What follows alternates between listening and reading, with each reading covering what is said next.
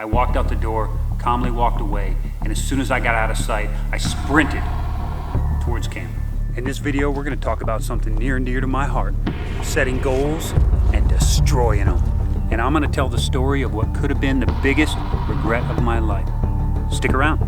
Welcome to Survivalog, episode 29. I want to begin this video with a statement that there is nothing very special about me. I am of average height, average build, average looks, and average intelligence. I'm not college educated, nor am I particularly gifted at physical sports. I don't have a very strong competitive streak either, although I've never found it very useful to compare my worth against someone else's accomplishments.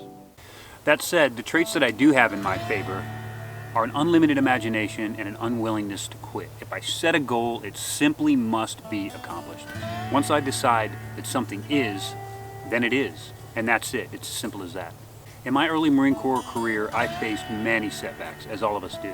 My singular purpose was to become a functional member of the sniper community. I could see nothing beyond that and nothing but that. Although I wasn't technically qualified for the current sniper standard. But that never deterred me. I just worked diligently to increase my PFT score, my rifle score, and my swim qualification, and any other little things that I needed to work on. Ultimately, I reached the end of my contract, I got out of the Marine Corps, and I went home to civilian life. I piddled around in the reserves for a couple of years. Eventually, that led me back to the Marine Corps with a burning desire to accomplish that original goal.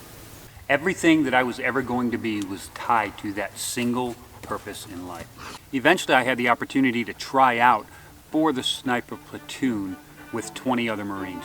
Now keep in mind, at this point, having already served a complete term and spent time as a civilian, I was considerably older, slower, and more broken than my competitors for this indoctrination. Fast forward one more year, and of the 21 sniper candidates, I'm the only one that managed to get in the platoon, stay in the platoon, and graduate as an 8541 Scout Sniper. Now there's a funny thing about accomplishing your goals. As you reach the goal post, you realize that the only thing you accomplished was that you managed to secure your place at the starting gate. In this video, I want to talk to you about goals, setting them, accomplishing them, and moving on to set more goals and accomplish more goals. As a young Marine, I couldn't have imagined a goal beyond Marine Sniper. I didn't even know what was beyond that. When I was in high school and developing a fixation on this trade, it was to me the very top of the ladder. But slowly, as I was accomplishing this goal, I could start to see the rest of the sniper world starting to appear over the horizon. And it was a world I couldn't have even considered in my youth. Sniper instructor, sniper platoon sergeant, sniper platoon commander, a sniper in combat, mountain scout sniper, urban scout sniper, combat tracker, all those sort of things. It's impossible to understand how far it really goes when you're looking up from the bottom. And this is how all goals must be approached.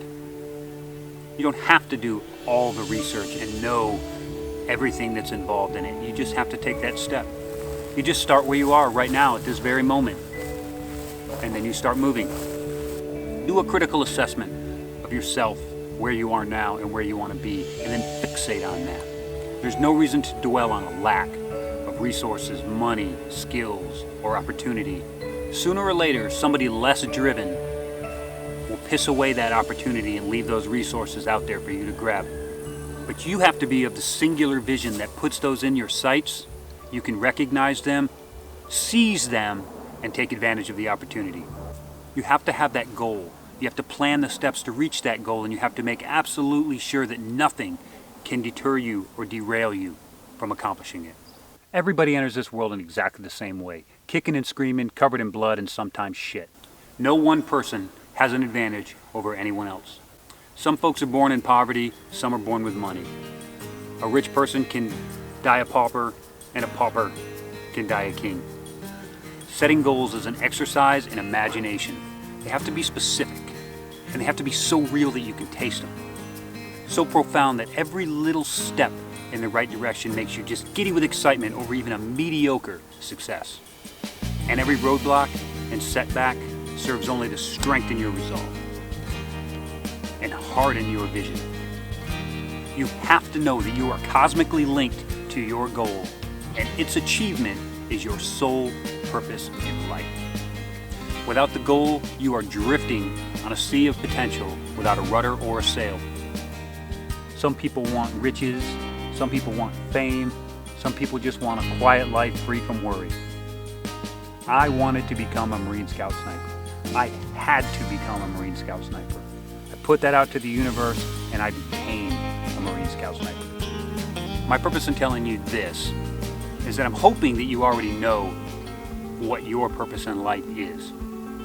If you say it is, then it is. That's it. So it's up to you to set a goal and start making shit happen. If you avoid doing this, then life's going to happen to you and not for you. And I'm going to strengthen my argument with this. Of all my schools and all my training, I have never failed a course. I have failed more than my fair share of tests, but I've never failed an actual formal course. And not because I'm anything special, because we already established that. I never failed a course because I never left myself any other option. Failure was simply not an option. It wasn't on the table. And truthfully, it might have been my ego speaking, but I never believed that I was capable of failure. I was of one single state of mind that this was my goal. And it was laid out in front of me. And while it took 100% effort and 100% commitment, I didn't really have a choice because that was my destiny. I remember a sign that was painted at one of the swim tanks. I don't remember which one, but I remember the sign very clearly. And it said, if you are not unconscious, then you have quit. So let that sink in. If you are not unconscious, then you have quit. You see, the body's capable of a whole lot more than the mind will let it. The mind is capable of pushing the body well beyond what it thinks its physical limits are. We are made up of infinite potential. But we also have a safety mechanism. And that safety mechanism is the subconscious mind, that little voice in the back of your head. You see, it despises change and pain and difficulty. It wants everything to remain the same. It starts with reasoning with you, and then it resorts to trickery, all in an effort to put you back in a state of unconscious repetition. First, it's going to try and reason with you, and it's going to say things like, this is stupid, this is unnecessary, why are we doing this? And when that doesn't work, it's going to start getting tricky and bring your emotions into it. This is personal. They're doing this to me intentionally. They want me to fail. I can't win this game. It plays those tricks by getting you all emotional over it. And in reality, and all the while, your body is performing at an acceptable standard. So I have a little trick that I do whenever that guy starts talking to me in the back of my head and trying to get me to quit and put doubt and worry in my mind. I run him down and I beat the shit out of him in my mind. And after a while, he quits coming around. Now, sniper school was an unparalleled exercise in fortitude. Every student was of the mindset that every instructor had a personal vendetta against them. Every single day was as much mental, if not more, than it was physical. Let me tell you a little story. One day while on the qualification range, I had a tooth infection, right here. It was so bad that my face was so swollen that I couldn't get my face low enough on the rifle to see through the scope. I actually had to suck the pus out of my tooth and spit it on the ground between each shot just so I could see through my scope. And I barely managed to make qualification that day. After the day ended, I went to the staff and COIC of the course, the staff non-commissioned officer in charge, and I informed him of my disability. And he told me the next day I could go to dental, but I could miss the day on the range, but I couldn't miss the classroom, so I had to be back before they got back from the range. So immediately after the morning briefing, I called the duty driver and he took me to the neighboring camp where I could go to the dental clinic. And after sitting in the waiting room for what seemed like forever, the dentist finally got me in the back. He took x-rays and he said that I needed a root canal on that tooth, and so he proceeded to prep me for the procedure. When it was all over, I asked if I could leave, and they said I had to have someone pick me up, that I couldn't leave on my own so soon after that procedure. So I used the phone in the office and I made a couple calls, and nobody was available to pick me up. So I told the receptionist that My buddy was on his way to take me back to the barracks. And I calmly sat down in the waiting room and I waited for a car to pull in the parking lot. Any car. I didn't care. So as soon as the car pulled into the parking lot, I went to the receptionist and I said, "Hey, my buddy's here to pick me up. I gotta go." So she gave me my records. I walked out the door, calmly walked away, and as soon as I got out of sight, I sprinted towards camp. Now, sniper school was about 4.5 miles away from the clinic. And I had to go over this trail they call the washboard, because the whole trail goes like this. So it's about 4 miles of up and down all the way. And I sprinted into the parking lot at sniper school just as the trucks were leaving from dropping off the students from the range. So I handed the instructor my dental record and he said, "Get in the classroom because we're getting ready to start the classes for the next phase of training." Now, that single event was probably about as close as I think I ever came to actually getting dropped from the school, but there were many other chances where I thought I might be. As anybody that's been through it will tell you, every day you think you're going to get dropped for one reason or another. But that's the closest point I think I came to actually being dropped. And it's so frightening to be that close to accomplishing a goal and almost having it ripped out from underneath you. Because in those days, very few people would actually get a chance to return to sniper school once you failed it. But since failure was not an option, and pain is only temporary, I managed to make it back and fall in with seconds to spare. And I want to remind you that I'm nothing special.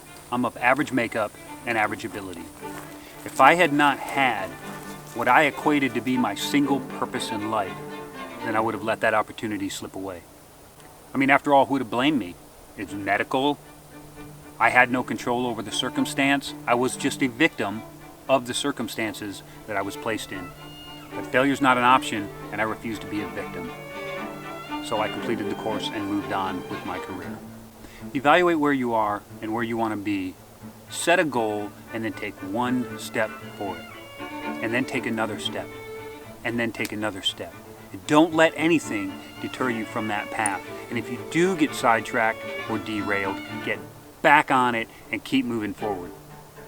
Before you know it, you will realize that goal, it'll be in the rearview mirror, and you'll be well on your way to the next one, something you couldn't have even fathomed when you actually stepped off. If you want to know more about my career and my training, here's a video I put for you. There's a video that YouTube thinks you might like. Smash that like button, hit that subscribe button, and ring the bell if you found anything useful or inspirational in this video. I'm Dave the Norseman, and all it takes is all you got.